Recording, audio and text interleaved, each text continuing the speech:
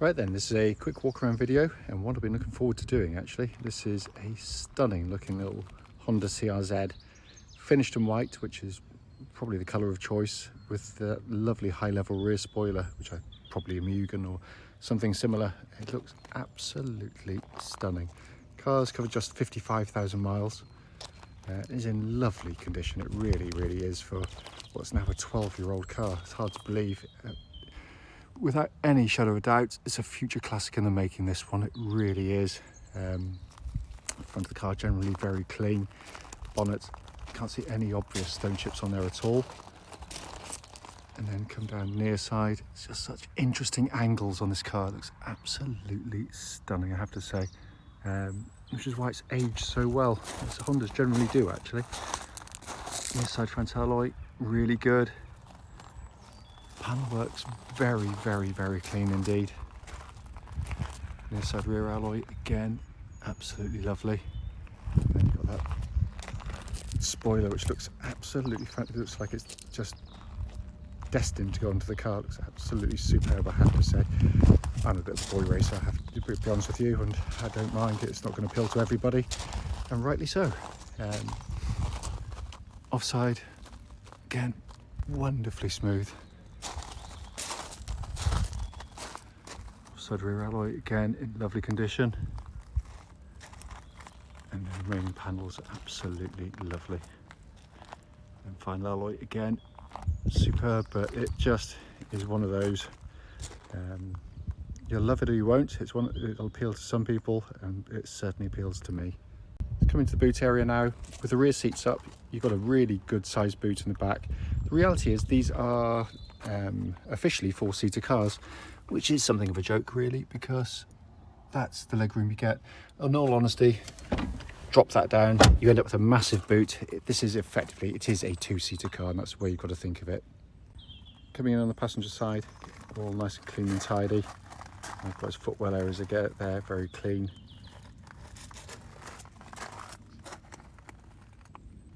Come around to the driver's door card, again, lovely and clean and tidy.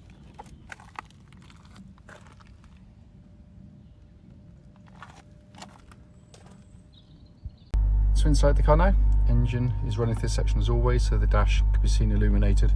And what an amazing interior it is. It looks absolutely stunning. Dashboard looks like new, and that is the view you get as a driver, which I think is unique, brilliant, fantastic, all the superlatives you can possibly come up with. 3 buttons on the side: Sport, Econ and Normal. When you're in Normal and Econ, that's the dash you get. Press the Sport button, that lovely red hue goes around the speedo there. But it is a stunning interior, I have to say, and in lovely condition.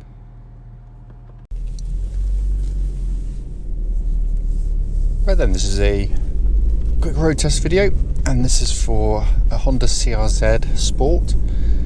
This particular car is registered GY60AXK, or XK actually, sorry, and mileage of 54,995 miles. The reason we do all of our videos, and especially this section, is to ensure that if anyone's looking at these cars online in the adverts, they actually get to see the car's in operation. The reason is very simple. You know, we've been to see lots and lots of cars which have looked perfectly good in sort of photographs and descriptions, only to get there and find out that it's got a fundamental issue that shows up, you know, whilst driving the car. So hence that's why we do it. We also do it on these lovely quiet country roads very close to our premises. This actually forms part of the test drive route we take our customers on, so in theory it will be representative of what you feel yourself should you be offered a test drive in the car. So coming to the car, as you'll know, hopefully, this is what's referred to as a self-charging hybrid. The beauty of it, of course, is that it does exactly what it says. You just run the car like a normal petrol car. You put petrol in it, petrol gets low, you stand at a petrol pump for a couple of minutes and you pump it, fill it up, and that's it. No plugging in, no range anxiety, none of that kind of stuff. IMA assists, integrated motor assist. It helps the petrol engine along, so it's not reliant on it, and it works absolutely brilliantly. It's way ahead of its time. It's seamless in operation. The interaction between engine and motors is imperceptible. It's brilliant engineering.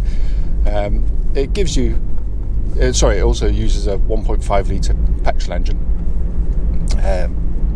as part of that, so there are no warning lights on the dashboard at all relating to the engine or any part of the car actually. The setup basically gives you 3 modes. On the right hand side of the steering wheel here, I've got 3 buttons: normal, econ and sport. Pretty much do exactly what they say. The car tends to start up in normal mode, and that's kind of a halfway between the two.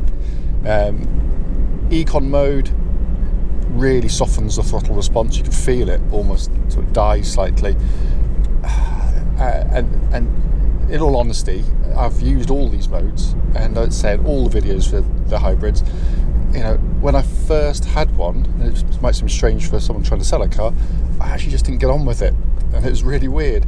And it was only because I was trying to get sort of ridiculous fuel economy figures out of the car, and it basically took away the enjoyment of the car. So, and it was only after a while that I started using the sport button, which is basically what I press every time I get into the car these days, because it just transforms the feel of the car. You can actually feel it. So I'm in Econ now, push it into sport, and immediately the throttle response is so much sharper and keener to go. It literally completely changes the feel of the car. And what you lose in economy, which is next to nothing, and that's more about how you drive it, not when you're on and off the throttle, is disproportionate to the extra sort of fun you get out of the car. So I do apologise by that. It is a bit early for me to do one of these videos, but I've got lots to have to do today, so it might be a little darker inside in this video than normal, so I'm just suddenly aware of that as I'm seeing lights coming the other way. But yeah, but personally, I'll just chuck it into sport mode and enjoy the car, because that's exactly what the car's designed for. Engine then feeds through into clutch and gearbox. Clutch is perfect, bike point's exactly as it should be. Gearbox is one of the best manual gearboxes you'll ever use. Starting with the gear knob, feels perfect. It's tapered, it feels lovely in hand. You've got little leather and chrome. It just it's perfect. The actuation as you're doing that is just brilliant. It's absolutely brilliant. It's so short in throw. It's so wonderfully precise in actuation. There's very, very few gearboxes will give you anything like that kind of sense of satisfaction in operating it. It's a gearbox to kind of enjoy using rather than sort of having to use it, if you know what I mean. And attached to that, obviously, with the engine, typical, it's lovely, sort of got that induction growl you get from Honda 1.5 4-cylinder engines. It's a wonderful unit. Just going to steering of the car, by the way, again, so wonderfully set up. It's got lovely weighting to it, very precise, very accurate, and again just makes the car feel really alive. So the weighting is absolutely superb. You notice a difference between if I'm in economy mode now and sport mode. It goes slightly heavier, and again, one I prefer. It also tracks, by the way, dead straight without any vibrations at all at this speed, or any speed up to the legal limit actually. But the steering and the chassis work beautifully together, because it's really confidence inspiring, at all speeds, not just at the lower speeds. And when you get at high speed in the high speed corners, some cars can feel very nervous or very vague, and this does both beautifully well. The chassis, it's ridiculous really, because I'm driving along here, it's very comfortable. It makes you feel as though when you get to a corner, it's not going to be able to respond, but it does, because it's got that, you know, again, something I repeat often. I loved kind of 80s and 90s hot hatches because they were light on their feet. Modern hot hatches have become very heavy and sort of slightly artificial in the way they drive, and are very accomplished, and you can only ever really get any fun out of them when you're driving at insane speeds. This car just feels, as soon as you get in the car, it just feels so alive and alert, like a kind of an eager puppy. You just wants to kind of change direction and wants to do things for you. It's wonderfully done. There's also kind of no squeaks, no rattles from underneath the car that shouldn't be there. Sort of clonking and stuff that you can quite often get on an older car in theory, because that's, the car just doesn't feel like that at all. It just feels so fresh.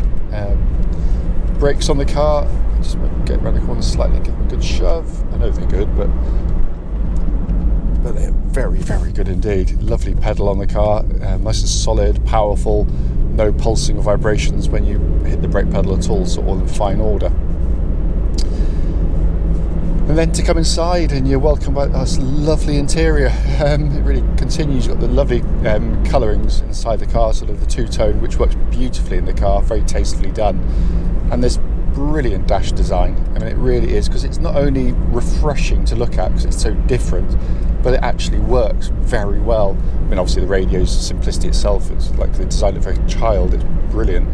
Then you've got these lovely sort of symmetrical pods, one on the left, one on the right, very pleasing to the eye. Lovely tactile feel to all the controls, beautiful precision of actuation to them, but they're fingertips. I mean, they hardly have to take your hand. In fact, I can put my hand on the steering wheel and touch them at the same time. It's brilliantly done. Then in the middle you've got these gorgeous graphics, kind of arcade style, with the colours, the blues and the reds, and the way that it's detailed. It's just a joy to sit in. It really is. And the car drives perfectly, absolutely perfect. It's ridiculous that Honda make them as well as they do. It's a car that's 12 years old nearly, and drives absolutely as it would have done when it came out of the factory. So as always though, if you've got any questions, don't hesitate, do give us a call.